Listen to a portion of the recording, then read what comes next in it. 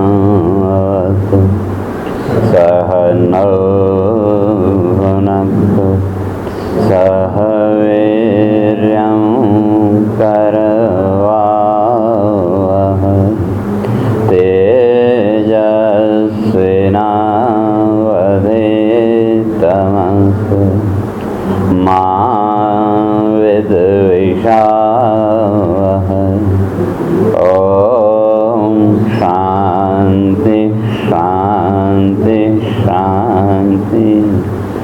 शङ्करं शङ्कराचार्यं केशवं बादरायणं सूत्रभाष्यकृतौ वन्दे भगवन्तौ पुनः पुनः। ईश्वरो गुरुरात्मेति मूर्तिभेदविभागिने व्योमवद्व्याप्तदेहाय दक्षिणामूर्तये नमः। ॐ शान्ति शान्ति शान्ति।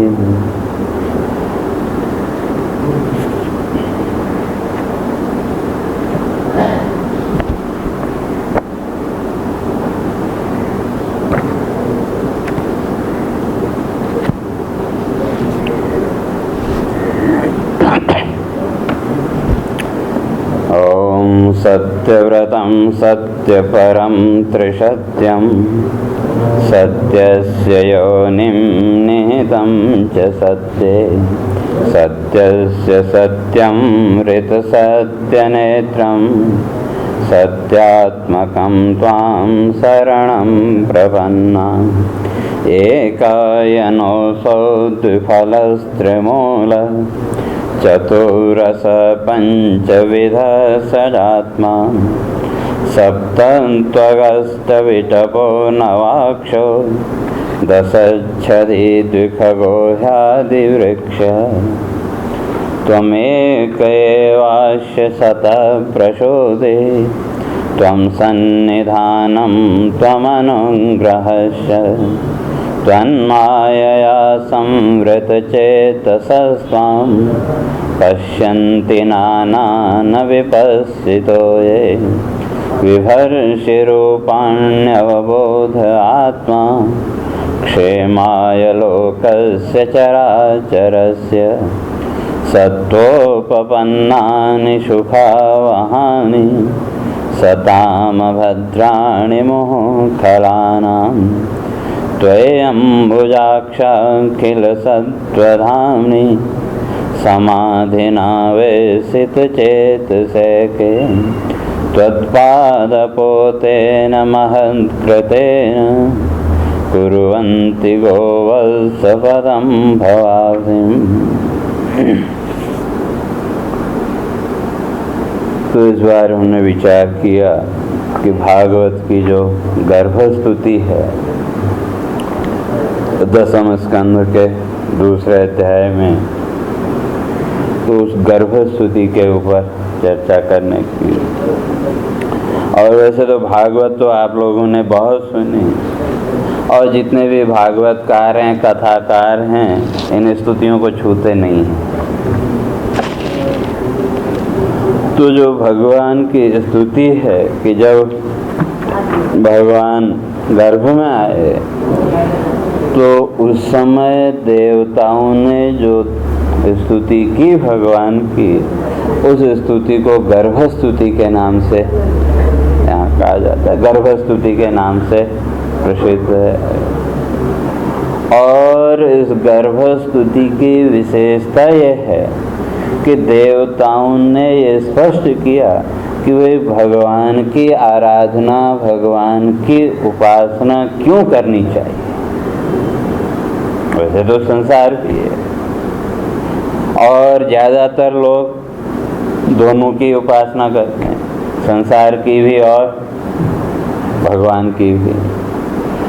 और संसार की स्थिति क्या है, संसार की उपासना का फल क्या होगा, और भगवान की उपासना का, भगवान की स्तुति का फल क्या होगा, ये सब उस गर्भ स्तुति के जो 18-20 श्लोक हैं उनमें देवताओं ने उसको स्पष्ट किया।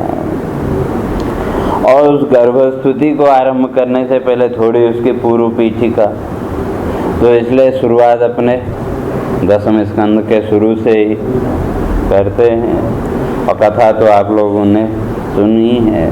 तो पीछे 9वें अध्याय तक वंशों की कथाएं कि कैसे कैसे वंशों का उद्भव हुआ, और उससे पूर्व में महाभारत की कथा, और 9वें अध्याय में और भी बहुत सी कथाएं, रंतिदेव आदि की वो सब कथाएं और आप लोगों ने सुनी।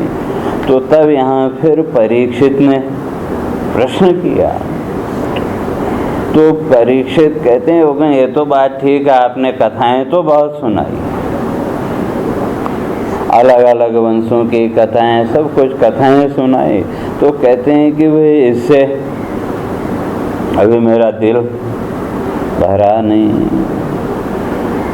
तो इसलिए जो भगवान का जो चरित्र है का उस चरित्र की हमको कथा सुना, भगवान का चरित्र कैसा था क्या था।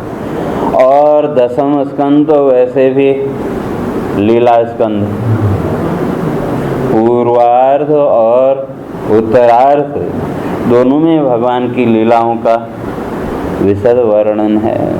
तो इसलिए वहाँ जो परीक्षित वो स्पष्ट करते हैं कि भाई वो जो भगवान है का उनका सुनाओ, क्यों भगवान का गुणगान, भगवान के बारे में क्यों सुनना चाहता है।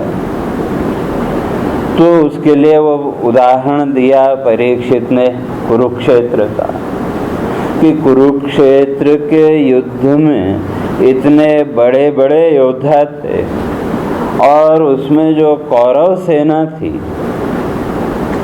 कितनी विशाल, अगर सेना की गणना करें तो शास्त्र के अनुसार 18 अक्षौहिणी सेना थी। और अगर अक्षौहिणी की बात करें तो संस्कृत व्याकरण की दृष्टि से अगर उसको शब्द को तोड़ें तो अक्षाणाम इंद्रियाणाम ऊह समूह अक्षौहिणी। अक्ष बोलते हैं इंद्रियों को, और ऊह माने समूह। तो अक्ष और ऊह इन दोनों शब्दों को मिला दो तो अक्षौह बन गया, और आगे इन्हीं प्रत्यय बन के अक्षौहिणी। तो अक्षौहिणी का अक्षाणाम इंद्रियाणाम समूह, और ये जो समूह है कौन सा, 18 अक्षौहिणी जो सेना है, एक तरफ 11 अक्षौहिणी और दूसरी तरफ 7 अक्षौहिणी। अगर देखें तो ये हर एक व्यक्ति के जीवन में, और इंद्रियों के उसमें अगर उसका विवेचन करें तो पहले 11 अक्षौहिणी सेना को लो, तो अक्ष माने इंद्रियां, तो कितनी इंद्रियां, 10 हो गई, 5 ज्ञानेंद्रिय और 5 कर्मेंद्रिय। तो इन 10 इंद्रियों का जो समूह है, तो इसका नेता कौन, मन। तो कौरव पक्ष में सैन्य बल ज्यादा है, लेकिन उसका जो नियंत्रक है धृतराष्ट्र रूपी मन। क्यों, जो मन है, मन के पास अपनी स्वतंत्र कोई शक्ति नहीं। और जहाँ तक मन की अभिव्यक्ति की उत्पत्ति की बात है तो आप पुरुष सूक्त आदि का पाठ करते हैं कि चंद्रमा मनुष्यो जाता। तो मन का संबंध किसके साथ, चंद्रमा के साथ, और चंद्रमा के पास अपनी कोई रोशनी नहीं है, दूसरे से उधार ली और आगे तो उसी तरह से जो धृतराष्ट्र है, तो धृतराष्ट्र भी जनवान, और आपका जो मन है वो भी, उसको भी जनवान ही समझ लो। तो जहाँ केवल मन का नियंत्रण है और सैन्य बल भले ही कितना ही ज्यादा हो, हारना तो पड़ेगा। और ये तो 11 का सैन्य बल है, और विचार करके देखें तो एक एक इंद्रिय भी कितनी भारी पड़ती है।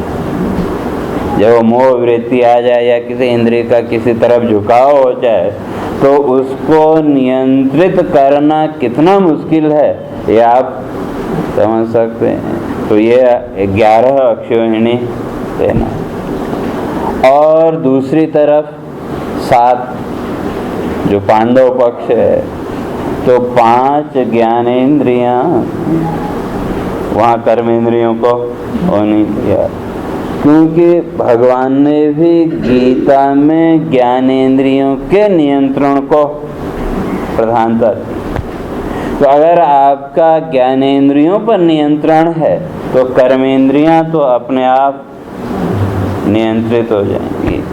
और कर्मेंद्रियों पर तो आपने नियंत्रण कर लिया, लेकिन ज्ञानेंद्रियों पर अगर नियंत्रण नहीं कर पाए तो भगवान ने उसको सीधे सीधे कह दिया मिथ्याचार शौच। कर्मेंद्रियाणि संयम्य या आस्ते मनसा स्मरन् इंद्रियार्थान विमूढ़ात्मा मिथ्याचार शौच्यते। तो भगवान ने भी वहाँ ज्ञानेंद्रियों के नियंत्रण पर ज़्यादा जोर।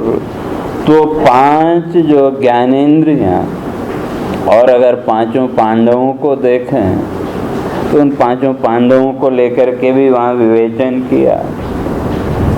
तो ये 5 भूतों के प्रतीक, पृथ्वी, जल, तेज, वायु और आकाश। और जो कौरव पक्ष है उसको 10 दिशाओं का प्रतीक माना। वहाँ 10-10 करके उनके 100 पुत्रों को बांट दिया, तो 10 दिशाओं के प्रतीक वो 100 पुत्र। और दिशाएं कभी मिल नहीं सकती, पूरा पश्चिम उत्तर दक्षिण ऊपर नीचे और चारों दिशाओं के चारों कोने कभी आप मिला नहीं सकते। तो कौरव पक्ष में इतना सैन्य बल होते हुए कभी वो मिल नहीं पाए, तो इसलिए उनको 10 दिशाओं का प्रतीक। और 5 जो पांडव हैं ये 5 तत्वों के प्रतीक। और इंद्रिय पक्ष में लें तो 5 ज्ञानेंद्रियां, और मन भी है, लेकिन उसका नियंत्रण करने वाली कृष्ण रूप बुद्धि। और पांडवों के पक्ष में मन रूप द्रौपदी, तो मन का तो हर इंद्रिय के साथ संबंध। और जो द्रौपदी है उसका 5, तो इधर मन भी है और बुद्धि भी। और कौरव पक्ष में केवल मन है। तो मन की शक्ति तो ज्यादा है, विस्तार तो बहुत है, लेकिन विजय तो वहीं जहाँ बुद्धि का नियंत्रण होगा। तो इसलिए परीक्षित ने वहाँ स्पष्ट किया, वो कहते हैं कि भी इतनी बड़ी सैन्य सेना को जिस कृष्ण के बल पर पांडवों ने जीत लिया, विजय प्राप्त कर ली, तो ऐसा वो जो तत्व है, ऐसा वो जो व्यक्तित्व है, वह उसका जो चरित्र है उसके बारे में मुझे बताइए। और उस परमात्मा का चिंतन करने से, उसका विचार करने से होगा क्या, कि उसी को यहाँ परीक्षित स्पष्ट करते हैं। का निवृत्त तरशैरुपगीयमाना भव सदा श्रोत्र मनोभिराम कौत्तम श्लोक गुणानुवादात् पुमान विरजेत विना पशुघ्ना। तो कहते हैं निवृत्त तरशे उपगीयमाना, जो परमात्मा का चिंतन है, भगवान का चिंतन है, तो वो करता क्या है, निवृत्त तरशे, तृषा या सीधे अर्थ करें तो प्यास। तो जीवन की जितनी भी प्यास है, उस संपूर्ण प्यास को, संपूर्ण तृषा को शांत करने वाला निवृत्त तरस है। तो उस परमात्मा का चिंतन करने से क्या होगा? कहते हैं जो तृष्णा की प्यास है वो हमेशा के लिए निवृत्त हो जाएगी। और जहाँ तक तृष्णा की बात है तो उसके लिए तो शास्त्रकारों ने बड़े बड़े विशेषण दिए। कहते हैं च्युता दंता सिता केसा दृंगरोध पदे पदे पात सज्जमिमं देहम तृष्णा साध्वी न मुंचति। उसको विशेषण दिया साध्वी का। कहते हैं च्युता दंता, दांत गिर गए, सिता केसा, बाल सफेद हो गए, और दृंगरोधा पदे पदे, अजो तो बराबर दिखाई भी नहीं देता है। इतना ही नहीं, कहते हैं पात सज्जम एवं देह, जो शरीर है वह मरण शैया पर पड़ा हुआ है, लेकिन फिर भी जो तृष्णा है वो तृष्णा साध्वी न मुंचति। तृष्णा एक तरह की अतृप्त प्यास, सीधे शब्दों में अगर अर्थ करें अतृप्त प्यास। और किसी आचार्य ने तो बड़ा अच्छा लिख दिया, वो कहते हैं कि जब तक तृष्णा है, और जिस व्यक्ति के जीवन में तृष्णा है तो तृष्णा क्या करे? कहते हैं भले ही आप कितने ही ऊंचे स्थिति में पहुंच जाओ,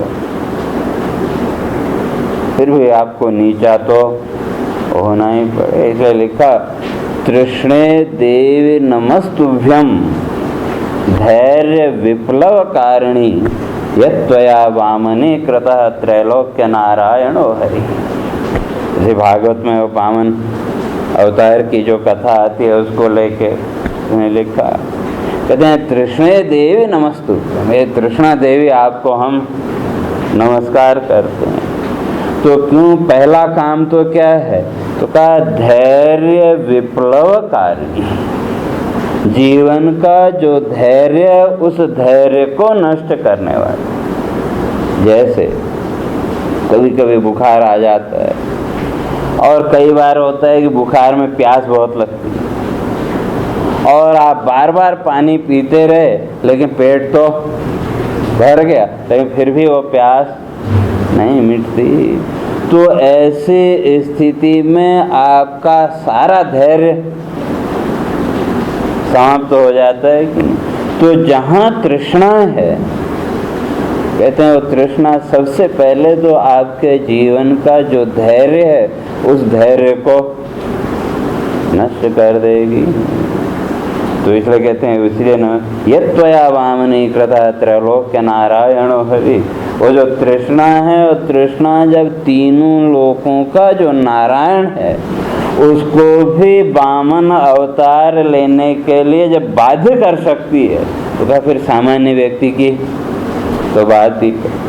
वैसे तो भगवान की कोई तृष्णा नहीं, कोई वो नहीं, लेकिन एक सामान्य दृष्टि से देखें तो भगवान को वामन अवतार क्यों लेना पड़ा? बलि का जो अहंकार था, उस अहंकार का नाश करने के लिए। तो भले ईश्वर की कोई वो न हो, वो बलि का ही प्रारब्ध भी मान लें, लेकिन फिर भी सामान्य दृष्टि में तो तृष्णा है, लेकिन उसके लिए वामन रूप में आना पड़ा।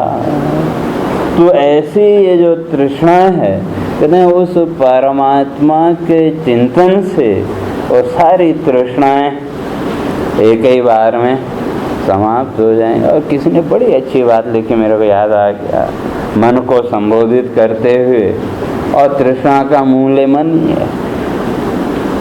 रे रे मानस भृंगमा कुरु मुधा झंकार कोलाहलम निःशब्दम हरिपाद फुल्ल कमले माध्वे कमास्वादय तस्मिन् सर्वतृषापहारिणि चिदानंदे मरंदे सकृन् निस्पीते क्वनुते प्रयास्यति लयं साहं कृधि शंकृधि। तो वहाँ मन को उपमा दी किसकी? भंवरे की। तो इसलिए कवि लिखता है, रे रे मानस भृंग, मन रूपी भंवरे, माँ कुरु मुधा झंकार कोलाहलम, का इस संसार के कोलाहल में मुग्ध मत। और अगर संसार की बात करें तो आगे तो गर्भ स्तुति में विस्तार से उसकी चर्चा आएगी। अगर संसार की बात करें तो संसार में एक कोलाहल के अतिरिक्त और क्या? कोलाहल उसको बोलते हैं, जैसे ना सुबह सुबह तो जंगल में हो या बाग के किनारे आप हो तो पक्षी बोलने शुरू करते, आवाज़ तो आपको सुनाई दी तरह तरह के पक्षियों की, लेकिन कुछ समझ में आया क्या? या 10-20 जने अपनी अपनी बात बोल रहे हैं, आपको सुनाई तो दे रहा है लेकिन समझ में कुछ नहीं। तो ऐसी जो ध्वनि है उसको कहते हैं कोलाहल। और अगर संसार की बात करके देखें, विचार करके देखें तो संसार क्या है, आज तक कुछ समझ में आया क्या? व्यवहार तो वही शब्दों से चलता रहा, सब कुछ करते रहे बचपन से लेकर के मृत्यु तक, लेकिन समझ में कुछ आया क्या? हम संसार संसार भी कहते हैं। अगर कोई छोटा बच्चा आपसे पूछ ले संसार क्या है तो दिखा सकते हैं? नहीं बता सकते। तो इसलिए कवि कहता है कि संसार में तो कोलाहल के अतिरिक्त और कुछ है ही नहीं। तो इसलिए संसार के कोलाहल में मुग्ध मत हो, मोहित मत हो। माँ कुरु मुधा झंकार कोलाहल। और आगे निःशब्दम हरिपाद फुल्ल कमले माध्वी कमास्वादय। अगर परमात्मा की शरण में जाना है तो उसके लिए इस कोलाहल की जरूरत नहीं है, शब्दों की जरूरत नहीं है, निःशब्दम। और जिस दिन आपकी प्रार्थना निःशब्द हो गई उस दिन उसका फल भी तुरंत। और वो दो स्थितियों में, या तो एक आप अत्यंत प्रसन्न हो, तब भी आप मंदिर में गए प्रार्थना करने तो वहाँ भी आपको शब्द नहीं मिलते, और या आप अत्यंत दुखी हो तब भी आप भगवान की मूर्ति के सामने बैठे तो तब भी आपके पास शब्द नहीं होते। और बाकी सामान्य उसमें हम स्तुतियाँ, इधर का पाठ उधर का पाठ, ये वो सब करते रहते हैं। लेकिन इन दो विशेष परिस्थितियों में आपकी जो प्रार्थना है वो निःशब्द हो जाती है कि, और जब आपकी प्रार्थना वो निःशब्द होगी तब आपका वो भाव हृदय से अभिव्यक्त, और जब आपके हृदय से वो भाव अभिव्यक्त हुआ तो उसका फल भी आपको तुरंत मिलेगा। और जब तक शब्दों के फेर में पड़े हुए तब तक हृदय से वो अभिव्यक्ति वो नहीं हो पाती। ठीक है, हृदय का भाव तो है, लेकिन जो भाव होना चाहिए वो नहीं हो पाता। इसलिए कहता है निःशब्दम हरिपाद फुल्ल कमले। अगर उस परमात्मा की शरण में जाना है तो क्या करो? इसलिए उपमा भंवरे के साथ दी कि जैसे वो भंवरा जब फूल के ऊपर बैठा तो उससे पहले तो उसके पंखों की आवाज़, घूंघू की आवाज़ आती रहती है, और जैसे ही उसने उसमें से उस शहद को पीना शुरू किया तो सारी आवाज़ उसकी बंद हो गई कि तो वह जैसे वो भंवरा निःशब्द होकर के उस कमल के रस का पान करता है, तो उसी तरह से अगर परमात्मा की शरण में जाना है तो माध्वी कम आस्वाद है कि परमात्मा के जो चरण कमल हैं का उनका जो रस है उसका आस्वादन करो। और उस रस के आस्वादन के लिए निःशब्द तो होना पड़ेगा। और एक बार वो स्थिति आ गई तो उसका फल क्या होगा? का तस्मिन् सर्वतृषापहारिणि चिदानंदे मरंदे सकृत। कहते हैं सकृत, एक बार, बार बार नहीं, एक बार अगर आप उस स्थिति तक पहुंच गए तो तब क्या होगा? तस्मिन् सर्वतृषापहारिणि, वो जो आपकी आनंद की अनुभूति है, परमात्मा के चरण कमल का जो रसास्वादन है, वो एक ही क्षण में आपकी सारी तृष्णाओं को मिटा देगा। और नहीं कर पाए, निष्पीते कोनुते प्रयास्यते लयम साहंकृते झंकृते का, अगर उसका पान नहीं कर पाए तो फिर संसार के कोलाहल से आपको कोई नहीं बचा सकता, तो फिर तो संसार के कोलाहल में डूबना ही है। तो इसलिए कहते हैं कि परमात्मा का जो चिंतन है तो वो क्या करता है, निवृत्त तरशर उपगीयमाना, परमात्मा का गुणगान करने मात्र से निवृत्त तरशर। और उदाहरण के लिए, जब कभी भी आप किसी स्तोत्र का पाठ करते हैं, मंदिर की बात छोड़ के रास्ते में कहीं जा रहे हो, कोई स्तोत्र आपको याद आ गया, कोई श्लोक आपको याद आ गया, उसका आप पाठ करने लगे, गान करने लगे, तो उतनी देर के लिए आप इन सारी तृष्णाओं से मुक्त हो जाते हैं कि वो तो क्षण। और अगर सतत परमात्मा का ही चिंतन रहे तो कहते हैं फिर तो संसार की किसी प्रकार की तृष्णा रहेगी नहीं। और उपगीयमान, ये जो परमात्मा का गुणगान है, तो परीक्षित कहते हैं वही क्या है, भवौषधात्, इस संसार की एकमात्र दवा वही है। और जहाँ तक संसार की बात है, तो संसार है क्या, तो क्या संसार एक रोग, संसार में रोग नहीं बल्कि संसार ही रोग है। तो कहते हैं भवौषधा, इस संसार की केवल एकमात्र दवा वही है परमात्मा का गुणगान। और उससे क्या होगा, कहते हैं श्रोत्र मनोभिरामात्, जब आप उस परमात्मा का गुणगान सुनते हैं या अपने आप गुणगान करने लगे, या कथाएं आपने सुनी हैं, कभी कभी किसी कथा की याद आपको आ गई, तो आप उसी दृश्य में डूब जाते हैं कि नहीं। या कहीं कथा आप सुन रहे हैं, भगवान की चर्चा चली, तो धीरे धीरे आप भी उसमें पहुंच जाते हैं कि नहीं। तो कहते हैं श्रोत्र मनोभिरामात्, तो जो परमात्मा का जो चिंतन है, परमात्मा का जो गुणगान है, वो आपको देता क्या है, कहते हैं श्रोत्र और मन। श्रोत्र माने कान और आपका मन। तो आपके कान और मन, इन दोनों को संसार के बंधनों से मुक्त कर देता है। जब भी आप कथा सुन रहे हो तो उस समय बाहर की कोई आवाज़ आपके कानों में आती है क्या?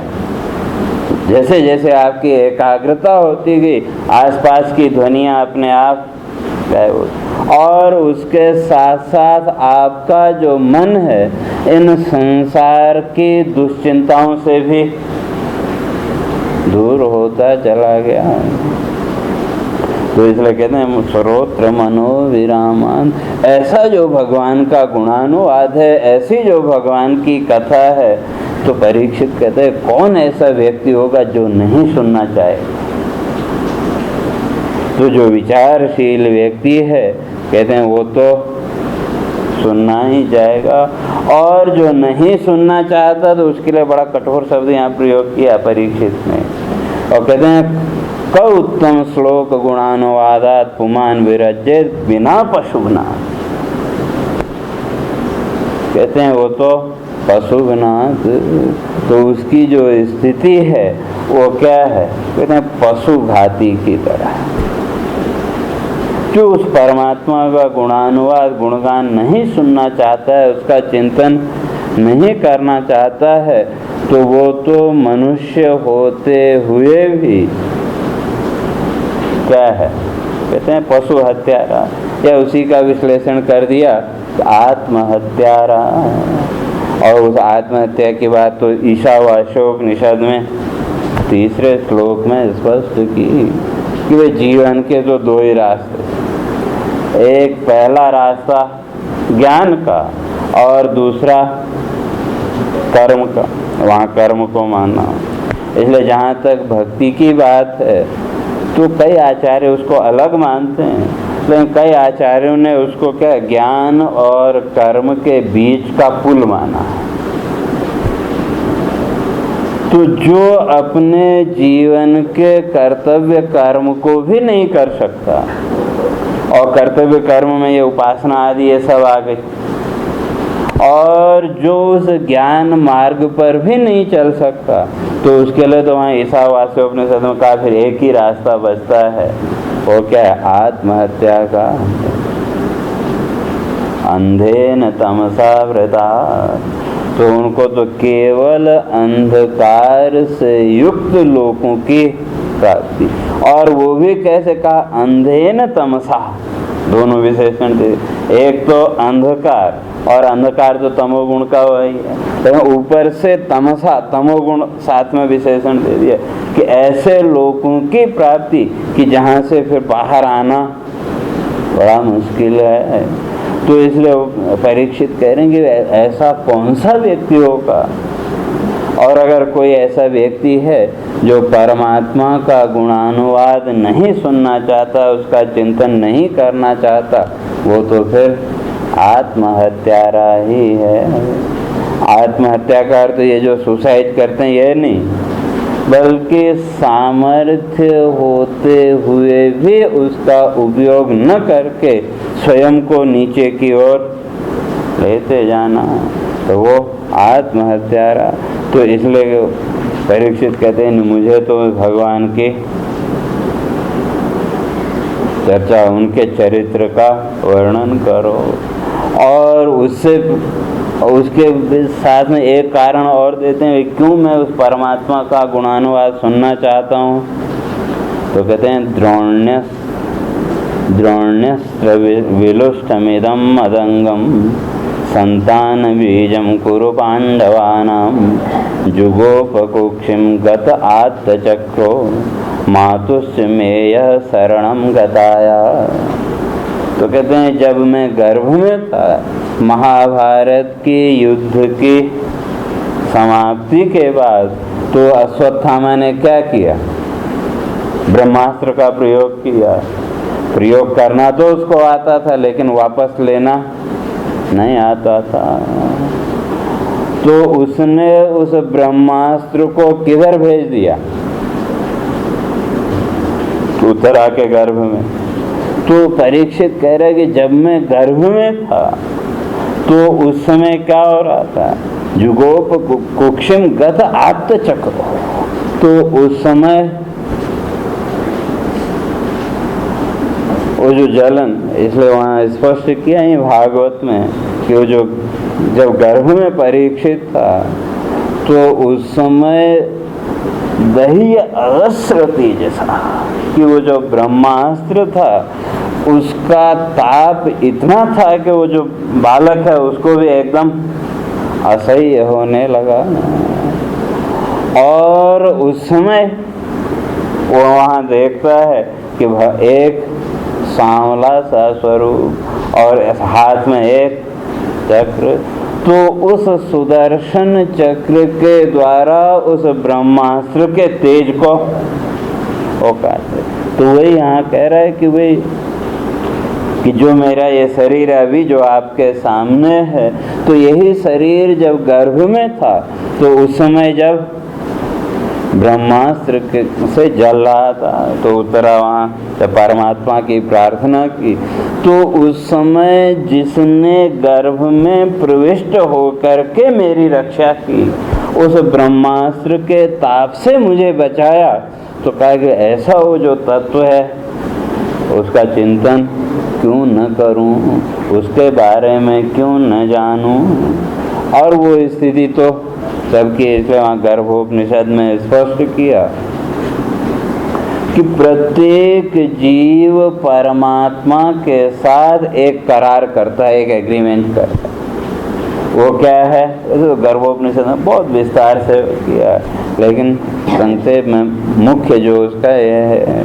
तो जब शास्त्रकार कहते हैं कि जब इस बालक का जन्म का समय निकट आ गया होता है, तो उस समय परमात्मा इसकी जो ज्ञान दृष्टि है उसको प्रकट कर, यानी सारे तमोगुण और रजोगुण के आवरण को थोड़ी देर के लिए हटा देता है, तो बचा केवल सत्वगुण। और जो सत्वगुण है तो ज्ञान का प्रतीक, तो उस समय जीव को सारा ज्ञान होता है कि कहाँ उसको जन्म लेना है, अभी तक कितने जन्म लिए, सब ज्ञान उसको वहाँ होता है। और ज्ञान शक्ति भी है, क्रिया शक्ति भी है, इच्छा शक्ति भी है, तीनों शक्तियाँ हैं, लेकिन विवश है, बंधा हुआ है चारों ओर से।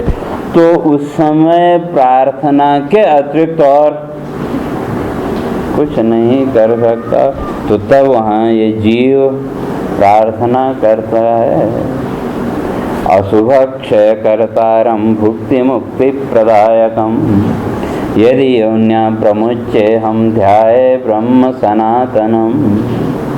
अशुभ क्षय कर्तारम, वो जो परमात्मा है वो कैसा है, तो कहा अशुभ क्षय कर्तारम, जीवन का जो भी अशुभ है उस अशुभ का नाश करने वाला, और भुक्ति मुक्ति प्रदायकम, जीवन के भोग और मोक्ष दोनों को देने वाला।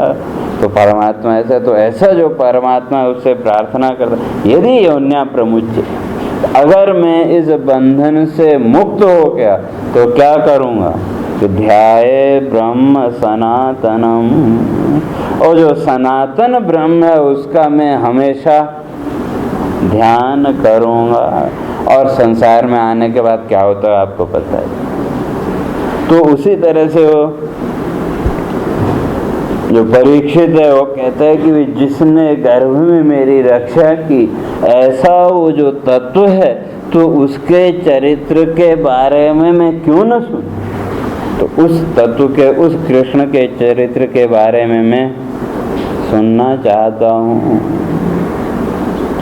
और वो जो तत्व है वो कैसा है, तो कहता है वीर्याणि तस्याखिल देह भाजाम अंतर्बहि पुरुष काल रूपे प्रियच्छतो मृत्युमुतामृतं च माया मनुष्यस्य वदस्य विद्वन्।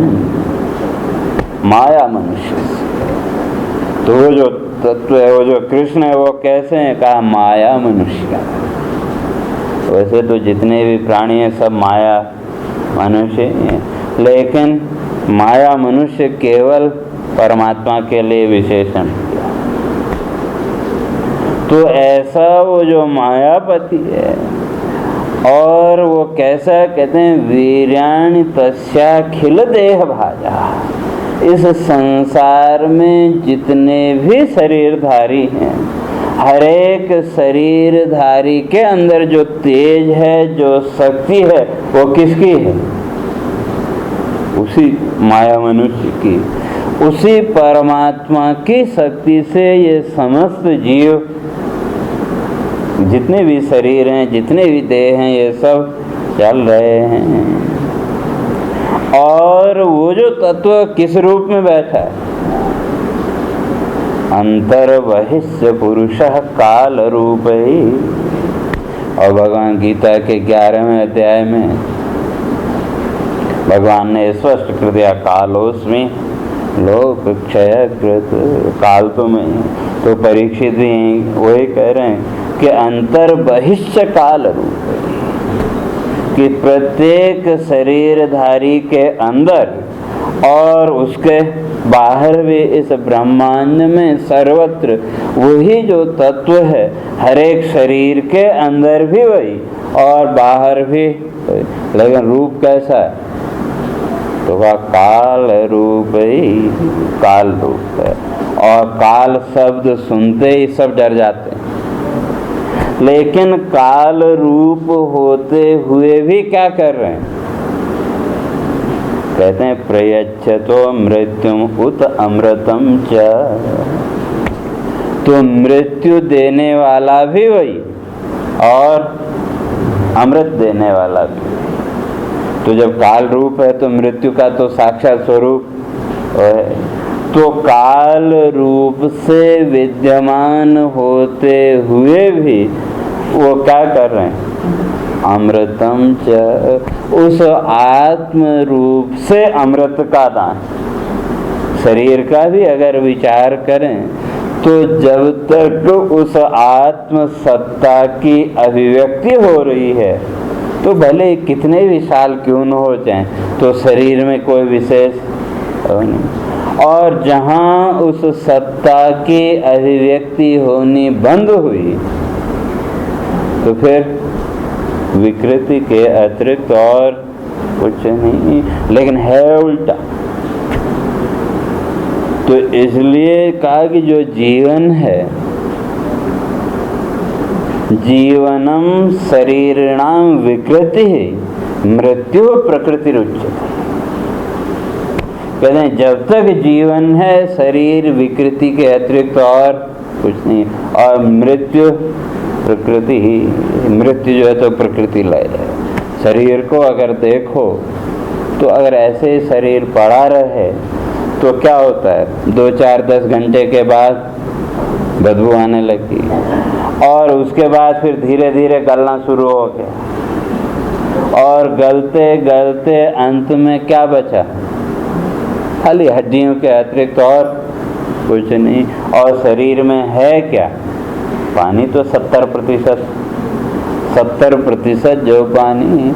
तो जब तक जीवन है तब तक वो पानी विकृत है, और जब मृत्यु हुई तो पानी अपने स्वरूप में आने लगा। बर्फ है, बर्फ ही क्या है? जल का विकार ही तो है। ऐसे उसको छोड़ दो तो धीरे धीरे अपने स्वरूप में आ गया। तो उसी तरह से ये शरीर भी क्या है? जल का विकार मात्र। तो जब तक जीवन है तो का विकृति, और मरणम प्रकृति। मृत्यु क्या है? प्रकृति। लेकिन उस विकृति में भी अमृत रूपता है कि नहीं? शरीर शाश्वत चल रहा है, कहीं चोट लग जाए, कुछ हो जाए, अगर आपने दवा नहीं भी लगाई तो 2-4 दिन में अपने आप ठीक हो जाएगा। तो इसमें यहाँ कह रहे हैं कि अंतर बहिष्ठ पुरुष काल रूप है। अंदर बाहर वो जो पुरुष काल रूप से विराजमान है, तो वही क्या कर रहा है? अमृतम उत मृत्युम प्रयच्छतो। वो अमृत भी देने वाला वही, और मृत्यु भी देने वाला वही, और ये दोनों साथ साथ चल रहे हैं। कि शरीर का जो परिवर्तन है हर क्षण, तो वो क्या है? मृत्यु। लेकिन उस मृत्यु के साथ साथ अमृत रूपता भी है कि नहीं? तो जीते जी कभी इस शरीर को अशुद्ध माना क्या? जब तक जीवन है तो कभी अशुद्ध नहीं माना, और जब मर गए तो छूने से भी डरते हैं। तो क्यों? सोचते हैं अशुद्ध हो जाएंगे।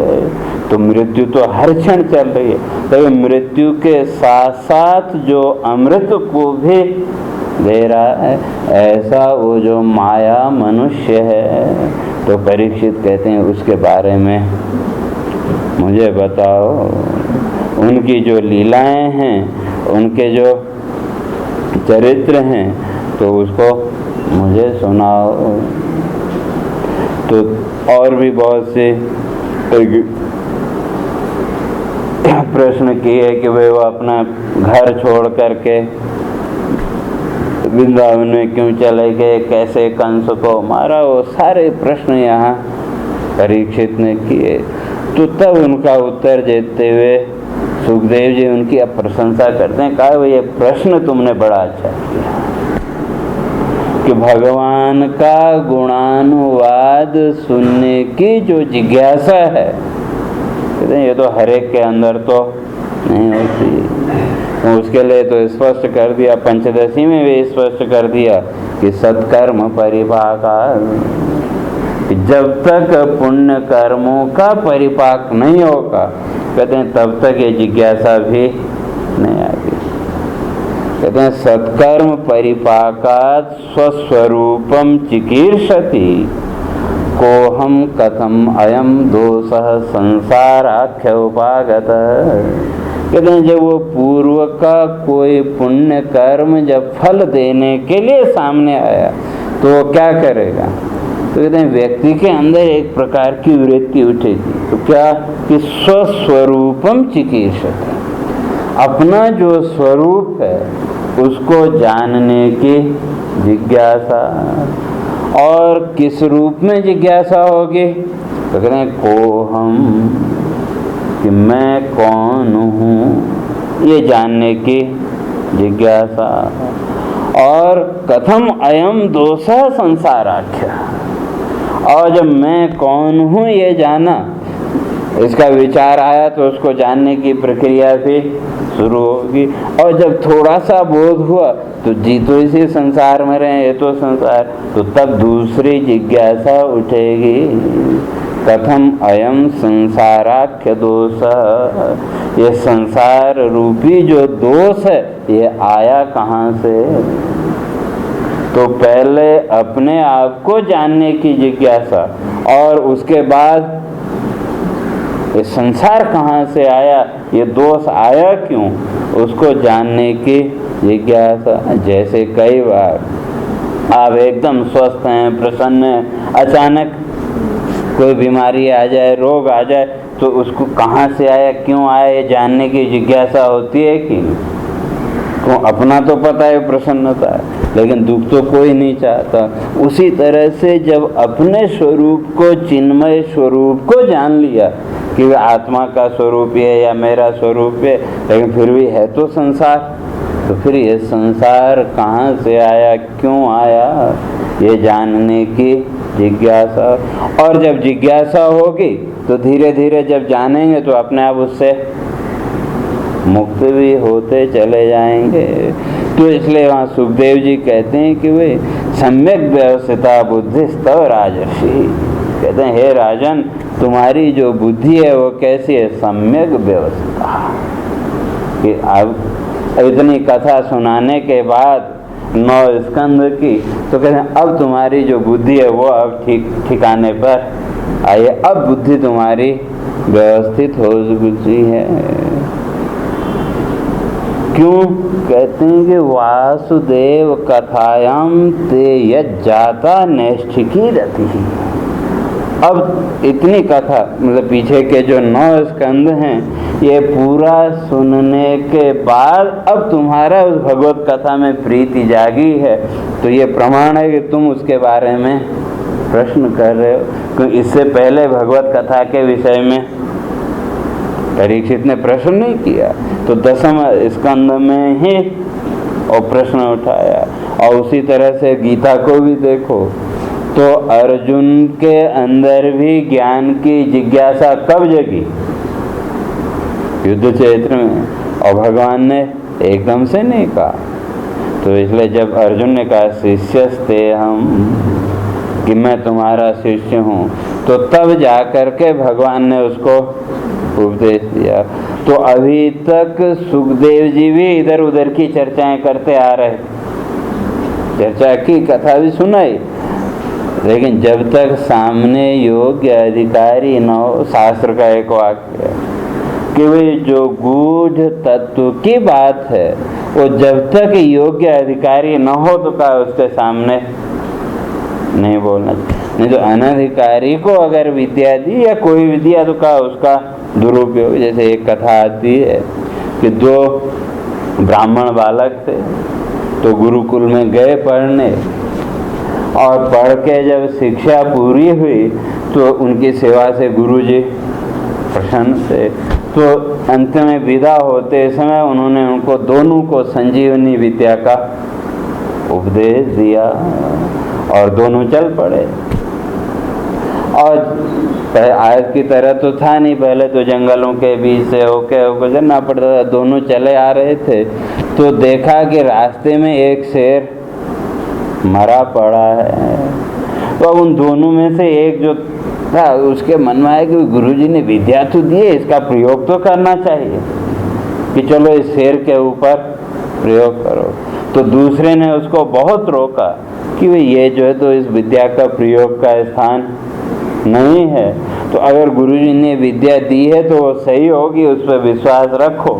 तो वो नहीं माना तो जो दूसरा था वो उसको छोड़ के चल जाए। ठीक है, तुमको नहीं मानना तो तुम करो। और उसने संजीवनी विद्या का प्रयोग किया। अब वो जो शेर था बेचारा बूढ़ा, भूख के मारे मर गया। तो जैसे उसने संजीवनी विद्या का प्रयोग किया तो शेर एकदम जीवित हुआ। और सामने इतना आसान आहार मिल जाए तो उसको मार के वो खा गया। और जो दूसरा था वो वहाँ से चल पड़ा। तो चलते चलते एक नगर में पहुँचा, और नगर में पहुँचा तो वहाँ बड़ा रोना धोना चल रहा था। तो उसने पूछा भी क्या बात है। तो उन्होंने बताया कि वे राजा का एक अकेला लड़का था, वो जो है तो किसी दुर्घटना में मर गया। तो इसलिए जो है तो अब आगे कोई उत्तराधिकारी भी नहीं है, राजा कौन बनेगा वो भी नहीं, इसलिए जो है तो बड़ा अच्छा लड़का था, इसलिए सब दुखी हो रहे हैं। तो उसने वहाँ उस संजीवनी का प्रयोग किया तो उसको साथ के साथ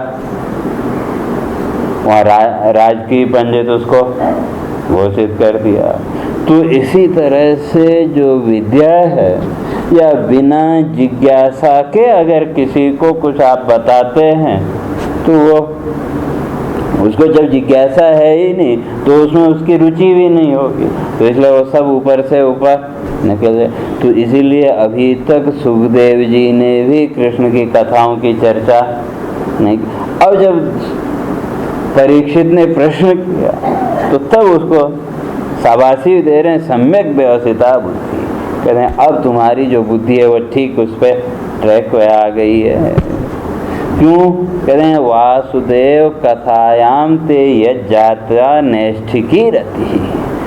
अब तुम्हारे अंदर स्वाभाविक रूप से जो परमात्मा की, कृष्ण की कथाओं के प्रति जो तुम्हारा ये प्रेम अब जगा है, तो इसका अर्थ यह है कि अब तुम्हारी बुद्धि ठीक हो गई और तुम्हारा सहज जो प्रेम जगा है।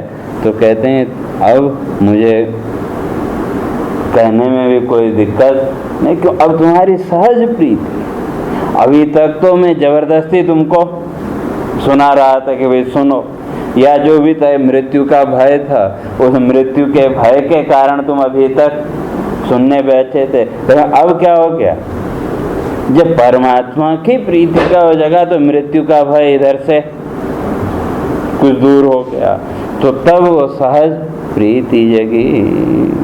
और फिर आगे कहते हैं कि भाई ये जो तुमने प्रश्न किया, उस प्रश्न की महत्ता बता रहे हैं कि जो कहा कि वे कृष्ण चरित्र को सुनना चाहता हूँ। कहते हैं वासुदेव कथा प्रश्न पुरुषान स्त्रीन पुनाति वक्तारम पृच्छकम श्रोत्रम तत्पाद सलिलम यथा। कहते हैं भगवान की जो कथा है, तो कृष्ण की जो लीलाएं हैं, तो कहते हैं वासुदेव कथा प्रश्न। एक कथा का जो प्रश्न है, तो कहते हैं इस प्रश्न मात्र से ही क्या होता है? पुरुषान स्त्रीन पुनाति। ये प्रश्न ही आपकी पवित्रता का द्योतक है। अगर भगवान के बारे में प्रश्न उठा, भगवान की कथाओं का, लीलाओं का श्रवण करने का अगर तुम्हारे मन में विचार उठा, चाहे वो स्त्री पुरुष कोई हो, तो कहते हैं ये विचार मात्र ही व्यक्ति को क्या करता है? पुनाति, उसको पवित्र कर देता है। और आगे वक्तारकम पृच्छकम श्रोत, वक्ता पूछने वाला और श्रोता प्रश्न करने वाला, और उस प्रश्न का उत्तर देने वाला, और दूसरे जो सुनने वाले हैं, तो ये सब क्या हो जाते हैं? पवित्र हो जाते हैं। तो कैसे? कहते हैं तदपाद सलिलम यथा। तो भगवान के चरणों से कौन निकला? गंगा जी। और भगवान का स्वरूप शालिग्राम। कहते हैं जैसे वो शालिग्राम का जल आपने अभिषेक किया है, स्नान कराया, चाहे शिव लिंग का अभिषेक किया या शालिग्राम का अभिषेक किया, तो उसके जल के स्पर्श मात्र से आप अपने को क्या मानते हैं? पवित्र मानते हैं कि नहीं?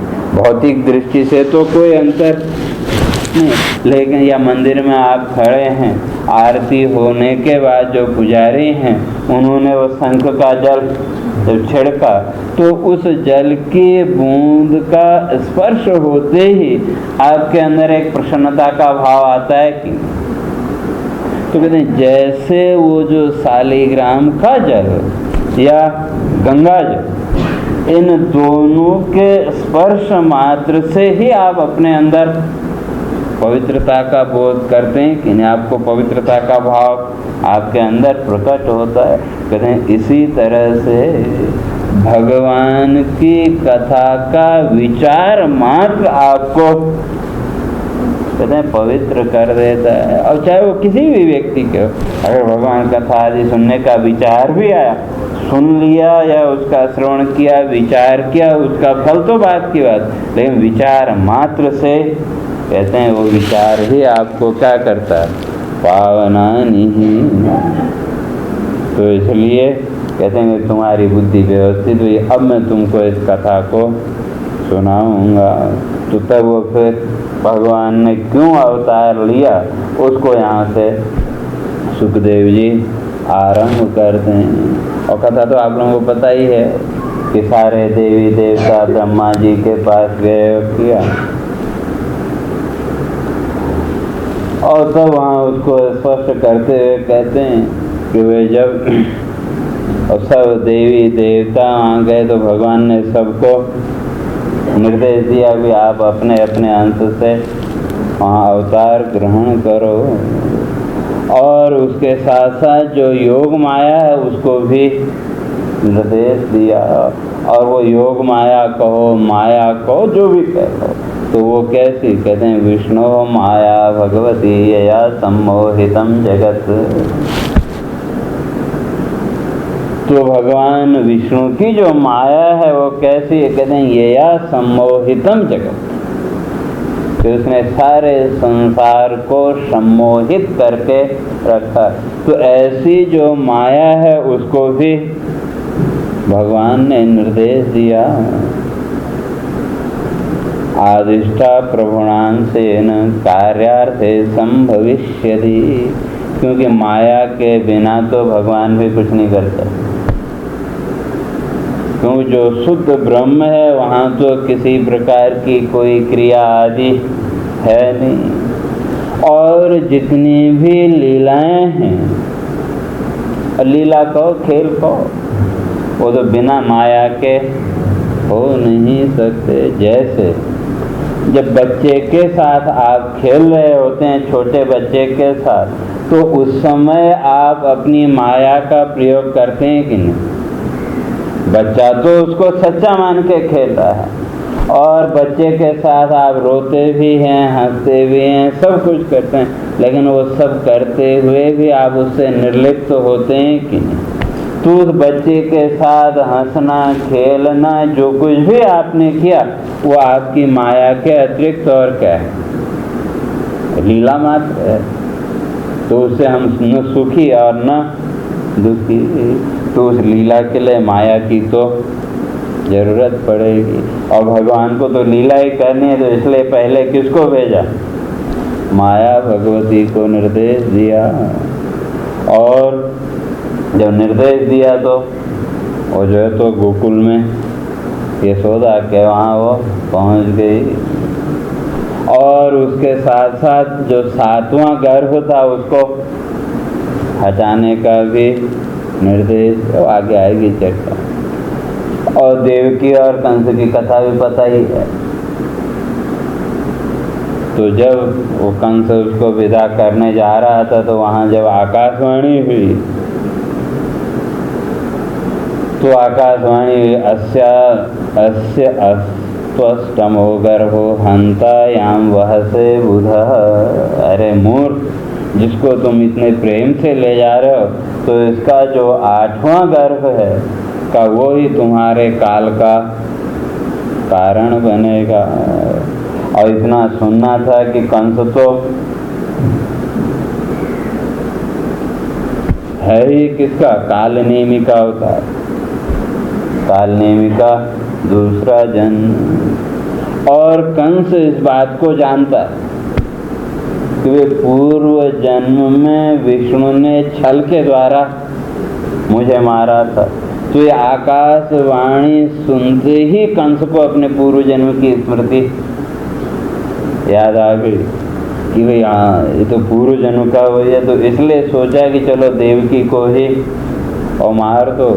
तो वहाँ फिर वसुदेव ने बहुत सी बातें उनको समझाई, तो और बड़ी अच्छी अच्छी बातें तो जीवन में उतारने योग्य तो वसुदेव जी ने उसको समझाई। पहले तो बहुत समझाया लेकिन नहीं माना। तो अंत में वसुदेव जी ने विचार किया कि भाई जो व्यक्ति है अगर मृत्यु सामने हो तो उसको कोशिश करके उसको टालने का प्रयत्न करना चाहिए। तो तब उन्होंने कंस को वचन दिया कि वे इसका जो भी पुत्र होगा वो लाके मैं और तुमको दूंगा। तो इस तरह से जब वचन दिया तो कंस ने किया। और वसुदेव जी ने जो उपदेश वहाँ कंस को सुनाए, जो जो बातें सुनाई, तो उन सबकी चर्चा अपने फिर कल करेंगे। और फिर उसके बाद फिर गर्भ स्तुति तो कि देवता क्या क्या कहते हैं वो सब चर्चा क्रमशः चलती रहेगी। और हैं करीब 20 श्लोक हैं, तो 2 महीने में लगभग हो जाएंगे। अब सीधे होके गए